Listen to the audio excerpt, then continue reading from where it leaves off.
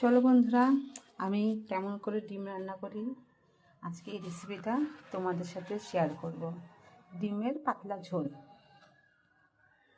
এই যে এখানে আলু, পেঁয়াজ, রসুন থেঁতা করে নেওয়া হয়েছে। কড়াইও গরম বসিয়ে দিয়েছি। এবার কড়াইয়ের মধ্যে তেল ঢেলে দেবো।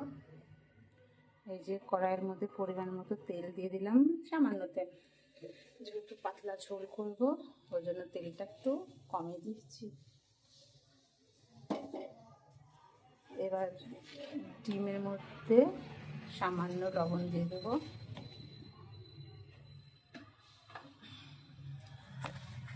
সামান্য হলুদ দিয়ে দেবো,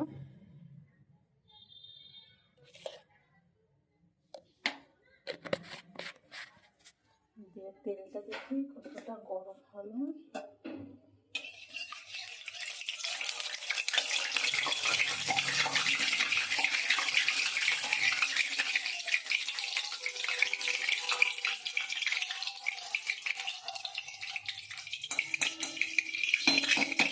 তেলটা প্রায় গরম হয়ে এসছে। এবার আমি ডিমটাকে আস্তে আস্তে করে আর একসাথে হলুদ লবণ মাখিয়ে নিয়ে ডিমের তেলের মধ্যে ছেড়ে দেব। এখানে 10টা ডিম আছে, দুবেলার ডিম।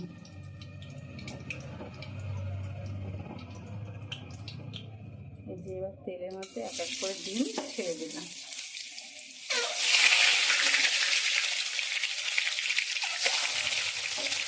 যেহেতু অনেকগুলো ডিম আছে একবারে দেওয়া যাবে না, পাঁচটা পাঁচটা করে দিব। একটা দিয়েছি আর পাঁচটা পরে দেবো। এবার একটু হাতটা ধুয়েছি, হাতটা হলুদ লবণ লেগে গেছে, যে একটু হাতটা ধুয়ে নিলাম। এবার ডিমটা দিয়েছি কড়াইয়ে। এবার একটু নাড়াচাড়া করে নেবো, এপিটা ঠিক করে নেবো। এই যে ডিমগুলো লাল লাল করে ভাজা হয়ে যাচ্ছে। এবার একটু এপিটা ঠিক করে নিলাম।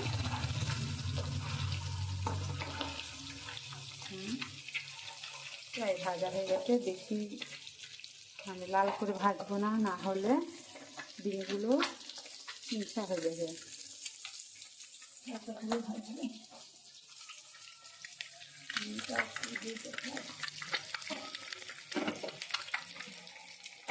ডিমটা এই পাশে তুলে রাখি।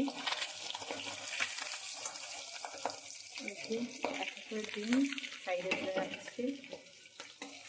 এক্সট্রা কোনো বাটি করলাম না, এতেই রাখলাম।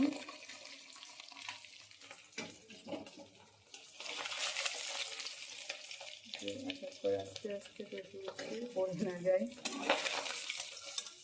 এই যে প্রায় হালকা হালকা করে ভেজেছি, বেশি লাল করে ভাজেনি। এবার আর যে ডিমগুলো রাখা ছিল সেগুলো তেলের মধ্যে ছেড়ে দেবো। এই যে তেলটা ফুটে আসছে গায়ের মধ্যে। এবার ডিমগুলোকে এপিট করে নেড়ে দেবো। বললাম যে বেশি লাল লাল ভাজবো না, হালকা ভাজবো, সামান্য ভেজে তুলে রেখে দেবো। এই যে একটা তো কুসুম বেরিয়ে এসছে।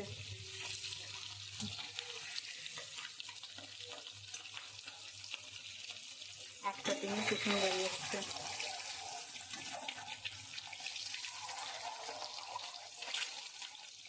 এতে ডিম ভাজা হয়ে গেছে। এবার একটা করে তুলে রেখে দেবো। এখন পড়ে যাচ্ছে ডিমগুলো, আস্তে আস্তে আস্তে হলো। এই যে সাইডে রেখে দিচ্ছি।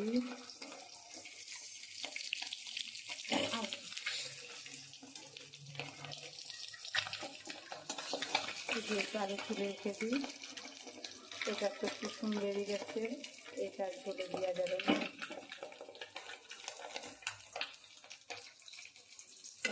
সাইডে তুলে রেখে দিলাম।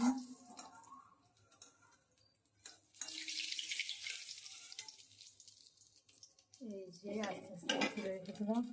যেহেতু পাতলা ডিমের ঝোল করব ওর জন্য একটা শুকনো লঙ্কা,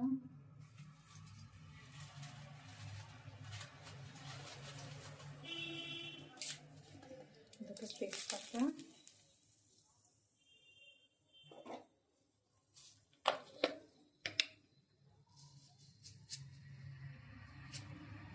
আর সামান্য জিরা দিয়ে দেবো।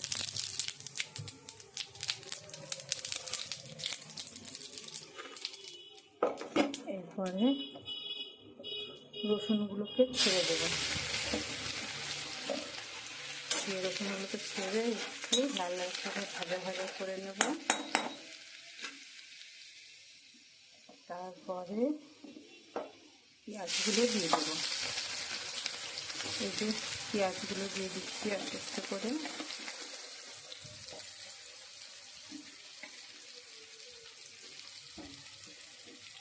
সব পেঁয়াজ দেওয়া হয়ে যাচ্ছে। এবার পেঁয়াজটাকে একটু নাড়াচাড়া করে দেবো। পেঁয়াজটাকে একটু লাল লাল করে ভাজা ভাজা করবো হালকা। এই যে পেঁয়াজগুলো লেগে আছে এগুলোকে খুন্তি দিয়ে ভেঙে ভেঙে দিচ্ছি।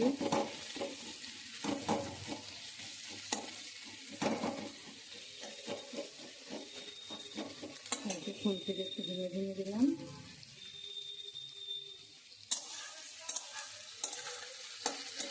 একটা সাথে একটা পেঁয়াজ লেগে আছে, ওর জন্য খুন্তি দিয়ে আস্তে আস্তে করে ভেঙে দিচ্ছি। তাহলে পেঁয়াজটা তাড়াতাড়ি ভাজা হয়ে যাবে।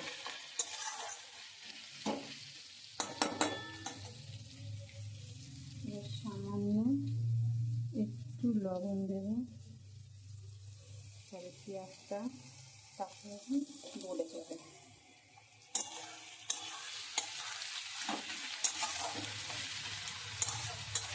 সামান্য পেঁয়াজ একটু লবণ দিয়ে ফেললে পেঁয়াজটা তাড়াতাড়ি গলে যাবে, নাহলে ভাজা হতে টাইম লাগে অনেক।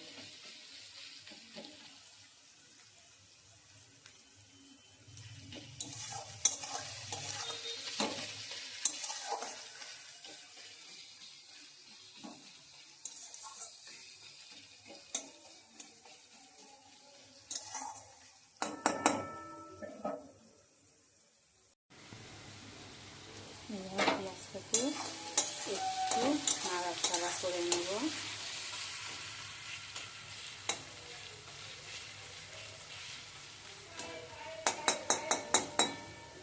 এখানে কেটে রাখা আলুগুলো পেঁয়াজের মধ্যে দিয়ে দেব।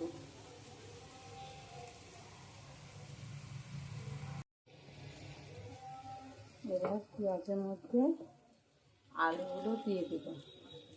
এক্সট্রা করে আলু ভাজিনি, এই পেঁয়াজের সাথেই আলুগুলো ভাজা হয়ে যাবে। এটা হলো শর্টকাটে কাজ।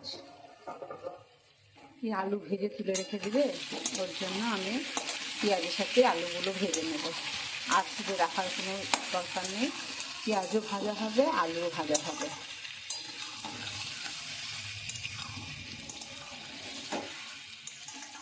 গরমের মধ্যে যত শর্টকাটে রান্না করা যায়, এতক্ষণকে রান্নাঘরে থাকা যায়, যা গরম পড়েছে। দেখো পেঁয়াজের থেকে আস্তে আস্তে তেল বেরোচ্ছে, এই তেলে আলু পেঁয়াজ ভাজা হয়ে যাবে।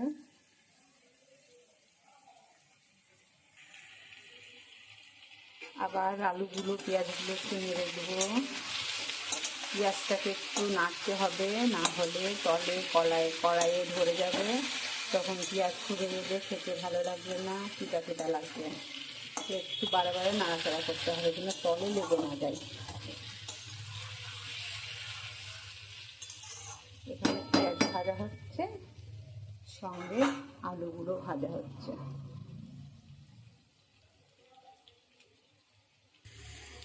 চলো তাড়াতাড়ি ছটপট করে নাড়াচাড়া করে দিই, লাইয়ের উপরে ভালো হয়ে গেছে। এই যে বুঝছো, আলুও ভাজা হয়ে গেছে, পেঁয়াজটাও ভাজা হয়ে গেছে। আমি প্রায় টাইমই এভাবে করে নিই, আলু আর এক্সট্রা করে ভেজে তুলে রাখি না। এই আলু ভেজে রাখবে গরমের মধ্যে, একবারেই দিয়ে দিই, পেঁয়াজটাও ভাজা ভাজা হয়ে যাবে, আলুটাও ভাজা হয়ে যায়। যেহেতু এখন খুব টমেটোর দাম, ওই জন্য টমেটো কেনা হচ্ছে না। আর যেহেতু কাকুর ইউরিক অ্যাসিডের ব্যথা আছে, টমেটো খায় না, ওর জন্য টমেটো দেওয়া হয় না। না হলে একটু ডিমের ঝোলে টমেটো দিলে খুব ভালো লাগে খেতে। দেখছো আলুটাও লাল লাল করে ভাজা হয়ে গেছে, পেঁয়াজটাও লাল লাল করে ভাজা হয়ে গেছে। এবার দিয়ে দেবো পরিমাণ মতো হলুদ।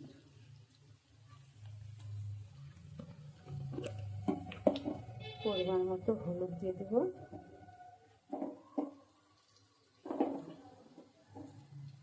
এই যে পরিমাণ মতো হলুদ দিয়ে দিলাম। আবার নাড়াচাড়া করতে হবে একটু, না হলে এটা পেঁয়াজটা ঠিক মতো না নাড়াচাড়া করা যায় তাহলে পেঁয়াজটা তবে ধরে যাবে।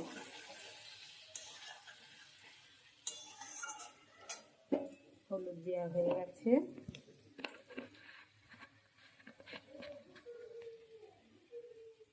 এবার একটু এখানে মশলা বেটে রাখা আছে, আদা, জিরা, গোলমরিচ, লঙ্কা, এটা একটু দিয়ে দিই।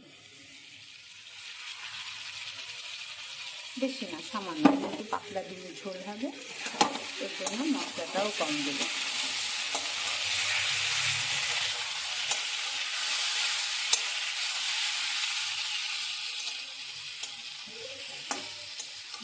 মশলাটাও কমিয়ে দিলাম। এবার মশলাটা আর একটু দিই।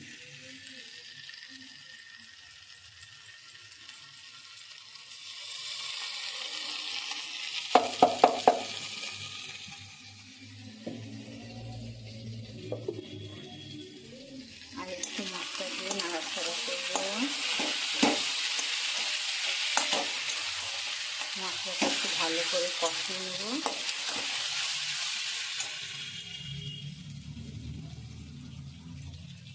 মশলাটাকে ভালো করে কষিয়ে সামান্য একটু জল দিয়ে দেবো। সামান্য একটু মশলাটাকে জল দিয়ে দিলাম। এবার ভালো করে মশলাটাকে কষাবো, যেন কাঁচা মশলার গন্ধটা বেরিয়ে যায়। আর ভালো করে না কষালে মশলার কাঁচা কাঁচা একটা গন্ধ।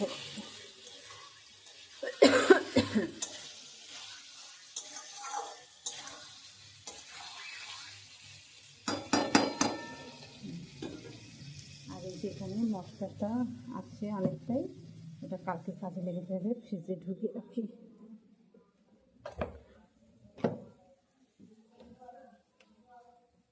এই যে মশলাটা কালকে লেগে যাবে, ফ্রিজে ঢুকিয়ে রাখলাম। মশলাটাকে আবার কষাতে ভালো করে।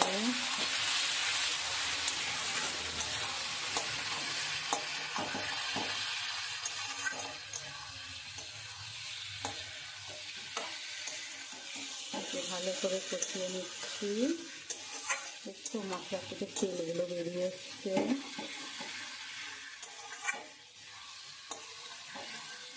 আলুগুলোও প্রায় সেদ্ধ হয়ে গেছে।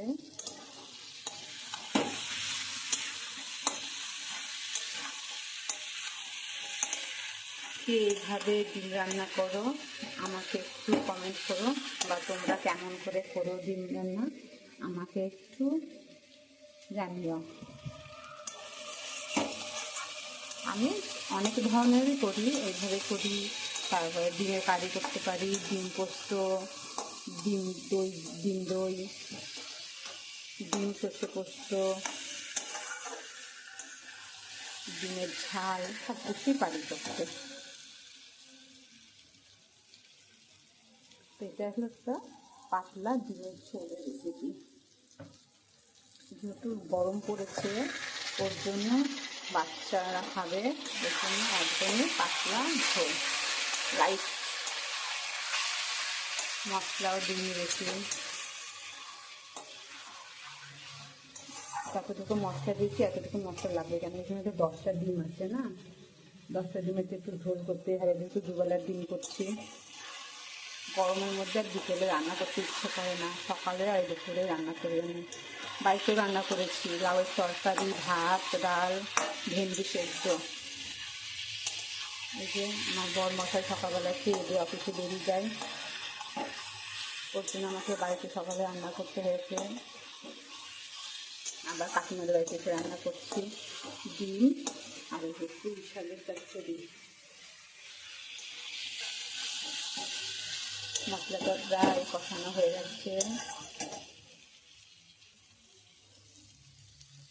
এবার আর একটু সামান্য লবণ দিয়ে দেবো, কিন্তু তখন লবণটা একটু কম দিয়েছিলাম।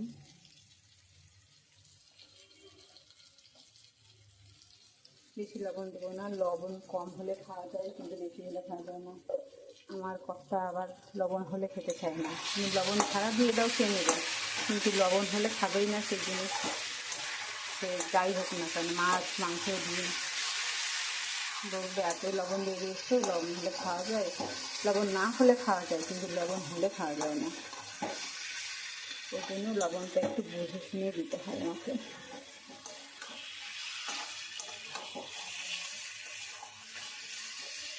প্রায় পেঁয়াজগুলো গলে গেছে, এবার মশলাটাও কষানো হয়ে গেছে, আলুটাও প্রায় সেদ্ধ হয়ে গেছে। এবার জলটা দিয়ে দেব।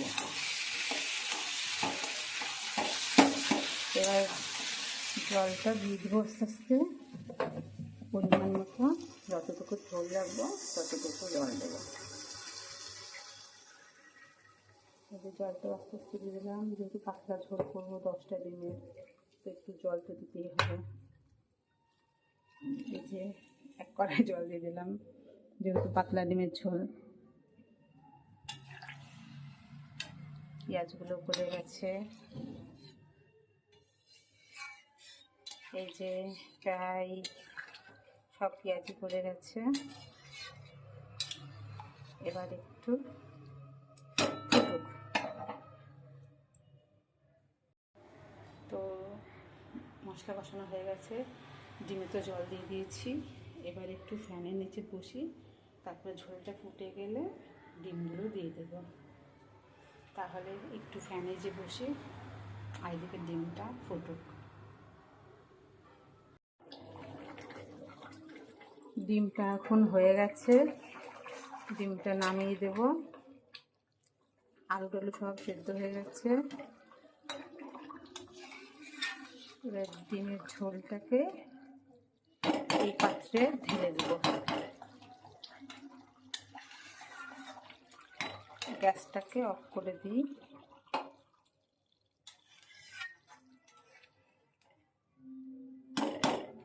দেখছো কত পাতলা ঝোল করেছি ডিমের। এবার এই সসপ্যানে ঢেলে নিই। প্রচণ্ড গরম হয়ে গেছে সাঁড়াশিটা। এবার এই সসপ্যানে ঢেলে নিলাম ডিমটা।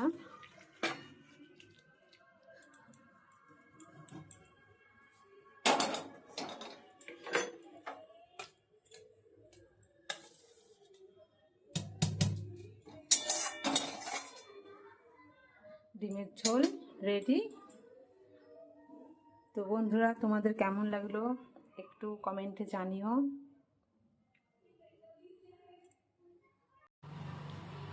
তো বন্ধুরা, তোমাদের ডিমটা কেমন লাগলো কমেন্টে জানিও, আর কে কেমন করে করো সেটাও জানিও।